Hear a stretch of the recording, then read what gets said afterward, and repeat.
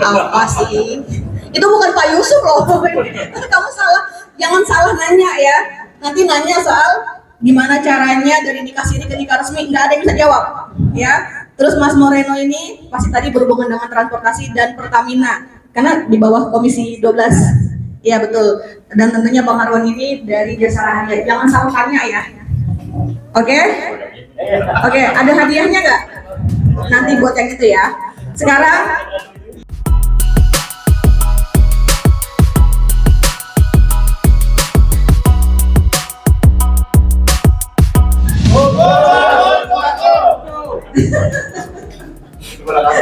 udah ngantuk kayaknya.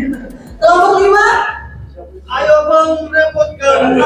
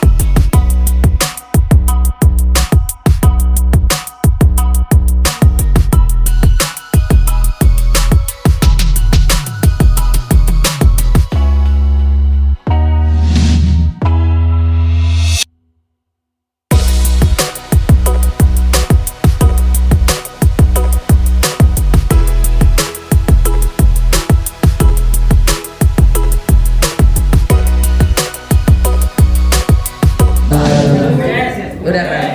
Ya Valeri biasa dipanggil Limces ya. Oke. Bang Moreno nggak boleh senyum-senyum, saya lagi mau marah sama Bang Moreno soalnya. Senyumnya itu bisa, aduh. Jadi nggak usah senyum-senyum. Ntar kalau ibu berhenti ketawa dulu. Ibu ketawa, saya ketawa soalnya. Ah ya kan. Jadi kami ini sebenarnya sudah bosan dengan kata-kata surga dunia yang bahasanya adalah kami ini tombak negara ini, tetapi kami adalah orang yang paling sering tertombak oleh negara ini.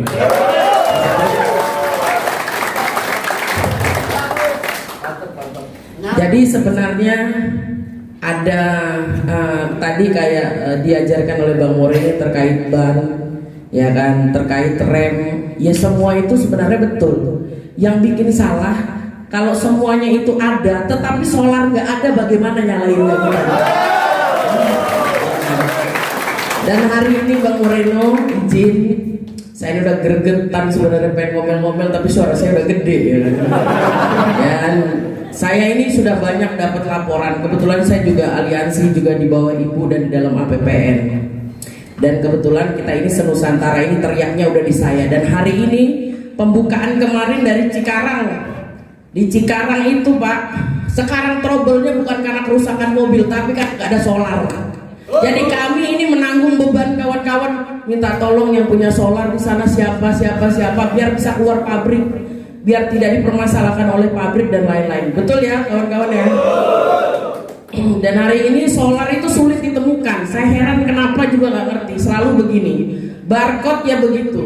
Barcode Pertamina ini sudah sering sekali terjadi kadaluarsa, terus bisa dipakai oleh orang yang nggak tahu, tak pertanggungjawabannya nggak ada, bisa dikopi oleh orang lain di luar sana. Gitu. Saya heran nih kenapa itu. Makanya saya menyampaikan itu. Dan hari ini Pak, kami ini hampir dari kemarin, mungkin kalau Bang Moreno jadi pembalap itu cita-cita, ya. Kalau kami ini cari kehidupan Pak. Kalau nggak ada solar itu bingung. Kalau ngomongin pembalap Pak, saya juga pembalap tapi bawa sayur ke Keramat Jati. Jadi sama-sama pembalap, cuman beda aja ya, beda tipis lah, dikit-dikit segini, tipis banget bedanya. Ya, tipis ya. Jadi saya minta tolong Bang Moreno, bagaimana caranya kawan-kawan ini tetap bisa aktif bekerja. Karena hari ini, bahkan hari ini sudah laporannya sudah hampir paling banyak sekali.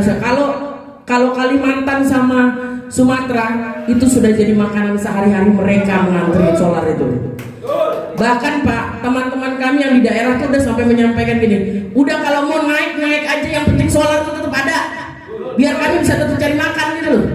Tapi ini tidak pernah ada kejelasan, selalu ada. Bahkan kami nih di wilayah Jawa tuh udah menyampaikan begini, nih kalau hilang-hilangan begini solar mau naik lagi nih, udah gampang gitu aja gambarannya. Sudah begitu jadi makanan kami sehari-hari Pak. Apalagi saya di anak timur ya kan, saya dari NTB. Jadi kami mengirim barang itu terlambat pasti. Terus terkait solar sekarang, kemarin di wilayah Jawa juga kosongnya parah Pak, Jawa Timur, Cikarang, Jawa Timur. Kira-kira ini ada apa ya Pak? Maksud saya kalau begini terus Pak, kehidupan kami mati. Karena satu orang di sini bisa menanggung beban di keluarga itu bisa 5-10 orang. Satu orang. Jadi kalau kami tidak bekerja Bapak, ya otomatis mati semua. Yang ada kami bisa hutang kanan kiri terus ini. Bisa juga jadi judol pada jadi jalannya Pak, itu semua jadi Pak. Ya kan bingung habisnya mau cari makan di mana kami ini. Ya. Terus sebenarnya saya kalau sama Pak Yusuf udah begini ya kan. Apalagi kalau kemarin sudah disampaikan. Tadi kan Ibu menyampaikan ya kan. Kemenhub ya kan, Kemenhub sama kita jadi makin erat setelah di demo. Masa Pertamina harus kita demo gas? Gas gak? Gas kan? Kalau begini kita demo Pertamina, nggak bisa ya kan? Biar makin erat lagi katanya ya kan Bu? Ya, kalau memang harus begitu kita lakukan ya kan? Jadi terus Pak Sonora jangan nengok-nengok lah, saya juga kesel loh Pak Sonora ini ya, di Bekasi nih ya. Jadi saya minta tolong diperbaiki Pak. Terus terkait apa namanya kawan-kawan yang di sana Bekasi Pak, jujur aja Pak, di supaya Bapak tuh terkenal nakal pol Pak. Pol. Waduh. Dulu kita demo Jumat ya, Jumat tetap Pak kita demo ya kan. Jangan lagi besok dari Senin sampai Jumat kita ketemunya. Ya mungkin itu aja penyampaian dari Jess. Yang penting Pak, solar ini tolong diadakan. Bagaimana caranya? Karena bagaimanapun kita ini nggak mau tahu kerugian. Soalnya kita belinya cash Pak. Ya kan. Tapi kalau nggak bisa begini, kami mati semua Pak di sini sumpah. Termasuk saya nggak bisa kerja juga. Kalau lama-lama di sini ibu yang nanggung makannya, bingung juga ibu nanti ngasih makan saya mulu ya kan. Jadi itu aja, terima kasih kawan-kawan. Mungkin nanti kawan-kawan yang lain bisa menyampaikan, itu saja. Terima kasih. Ya. Luar biasa. Ya, kita komunikasi luar biasa. Aspirasi yang Bapak Ibu sampaikan, pertanyaan yang Bapak Ibu sampaikan, tentunya kami sangat komitmen akan menindaklanjuti. Tadi sudah disampaikan ada beberapa pertanyaan dari Pak Agus Suryanto, perwakilan dari Subang. Betul ya? Namanya Pak Agus Suryanto. Mohon maaf kalau saya salah menyampaikan nama Bapak. Baik terkait dengan SRUT maupun terkait dengan oknum lapangan. Bapak Ibu sekalian, tentunya penanganan overdimensi ataupun overloading, ya, atau lebih dimensi ataupun lebih muatan saat ini seringkali sudah disampaikan oleh Pak Menteri, bahkan juga Pak Direktur Jenderal Perhubungan Darat. Concern yang pertama yaitu terkait dengan keselamatan, ya. Keselamatan, di mana keselamatan itu bukan hanya menjadi tanggung jawab dari teman-teman pengemudi. Hadirnya keselamatan itu juga harus ada dari pemilik barang dan juga pemilik kendaraan. Ya, jadi disinilah peran kita saat ini untuk pengemudi. Kita bekali dengan seluruh berbagai macam kompetensi yang kita laksanakan sekarang. Sekaligus bahkan juga pemerintah sudah berkoordinasi. Contohnya di sini ada Kementerian Tenaga Kerja dan lain sebagainya. Bagaimana memperjuangkan Bapak, Ibu sekalian yang profesi pengemudi ini juga memperoleh kesempatan jaminan sosial yang lebih baik sesuai dengan peraturan perundangan yang berlaku. Ya, dan tentunya bukan hanya itu saja, pemilik barang juga harus memastikan bahwa barang yang direncanakan akan diangkut itu harus sesuai dengan persyaratan keselamatan dari transportasi jalan ataupun kendaraan itu sendiri. Nah, sehingga Bapak Ibu sekalian, nanti kedepannya itu, nah yang namanya penegakan hukum overdimensi dan overloading itu tidak hanya dibenturkan kepada rekan-rekan pengemudi, tetapi ditelusuri awalnya dari mana. Kalau pemberi order adalah yang menyebabkan adanya overloading, memaksakan, ya. Jadi Bapak terhadap konsekuensi yang yang akan dialami oleh pengemudi itu sepenuhnya juga menjadi tanggung jawab dari pemilik barang itu sendiri. Karena Bapak Ibu juga dalam hal ini tadi sudah disampaikan juga oleh Bapak Ibu dan bahwa sektor pengemudi itu hanya bisa menerima order gitu ya Pak ya. Ya. Kalau nggak terima order nanti Bapak Ibu nggak bekerja, sedangkan yang di rumah yang ditanggung ada 10 orang, betul ya? Nah, sehingga tentunya di sini pemilik barang tidak kalau memaksakan orderannya itu harus diangkut, jadi pengemudi juga bisa memastikan bahwa yang bertanggung jawab itu adalah pemilik barang itu sendiri. Ya, karena resikonya resiko paling utama itu ada di pengemudi. Kalau terjadi celaka yang menyebabkan pengemudi itu sendiri juga pada akhirnya menjadi korban, nah itu kan yang rugi nanti rekan-rekan pengemudi. Nah, pengemudi dengan kompetensinya inilah memiliki hak yang sama. Jaminan sosial bukan hanya sekedar bagaimana Bapak Ibu bisa memastikan keberlangsungan nanti keluarga ke depan, tetapi jaminan sosial adalah kepastian juga bahwa profesi pengemudi memiliki hak untuk memastikan kendaraan yang berkeselamatan itu bisa diangkut dengan baik. Jadi keselamatan dari aspek muatan juga bisa memenuhi sesuai dengan kriteria tersebut. Ya. Jadi pemilik barang dan pemilik kendaraan dalam hal ini tentunya wajib bersama-sama menjadi tanggung renteng dari tanggung jawab atas overdimensi dan overloading.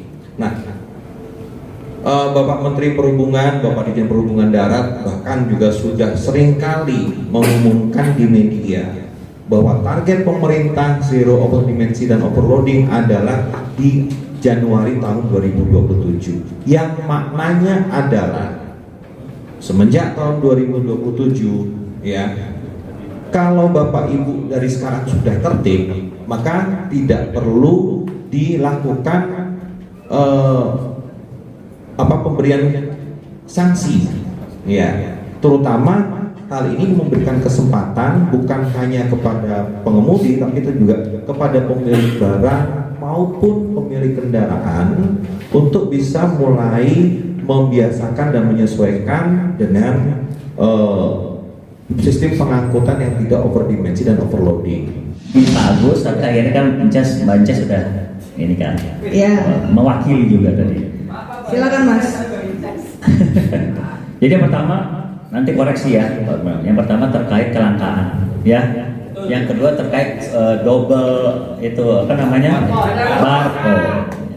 Jadi di komisi saya itu selalu dibahas umum besarnya kebutuhan kita se-Indonesia 1,4 juta barel yang kita bisa cukupi dengan dari kebutuhan itu adalah produk lokal. Saya bilang di luar suara aja ya, itu 600, cuma hanya 600.000 sekian, turun terus. Ini concern kita. Nah, yang saya dalami ini juga menjadi bahan buat saya. Saya selalu katakan di rapat itu, saya perlu bagaimana pendistribusian kalian di lapangan sehingga tidak terjadi kelangkaan. Nah itu Pak Menteri masih bingung-bingung juga. Akhirnya bilang kita akan semaksimal mungkin. Tapi faktanya hari ini yang saya dengar dari Mbak Encas dan teman-teman semua masih banyak kelangkaan. Jadi ini mumpung besok saya paripurna, saya rapat, saya langsung ingatkan kembali. Dan alhamdulillah saya tuh selalu berjalan sama BPH Migas. Saya tahu terkait barcode. Kenapa? Karena teman-teman pengemudi di Pertamina kan saya juga masuk ke LEA. Nah, gini udah masuk juga ke serikat buruhnya mereka. Saya mau dong data-data dari bawah gitu. Itu bagus ya nih Mbak, kita diskusi seperti sekarang ini. Saya jadi ada bahan bahwa di titik-titik mana itu SPBU-nya yang nakal. Gitu. Jadi laporan ke kita minta penambahan KL ya. Tapi ternyata mobilnya udah masuk duluan pakai barcode yang sama yang Bapak yang bancet ataupun yang lain lagi mau masuk. Bener nggak? Jadi dia bilang, ngapain kita mau nambahin KL tapi kebutuhan masyarakat itu ditarik kemana kan gitu ya. Jangan sampai ya. Ini kita bukan suzon kepada instansi tapi oknum. Ya, saya meminimalisirkan dan kita semangat bahwa di titik-titik yang mana, apa di daerah yang mana, contoh Bekasi atau apa, mohon maaf Pak ya, bahwa kita harus apa adanya aja. Jangan saya perlu sampaikan di panggung secara formal, tapi pada saat kita duduk di sini yang informal itulah yang kita cari solusinya. Ya. Saya bukan aktivis Pak Prabowo, saya bilang, cuma setidaknya saya mau belajar dan kita mau mendengar. Dan saya tahu berarti permasalahannya di mana. Nah, terkait kelangkaan solar, pasti saya bawa nanti suaranya Banca sudah saya rekam, saya langsung sampaikan ke Pak Menteri.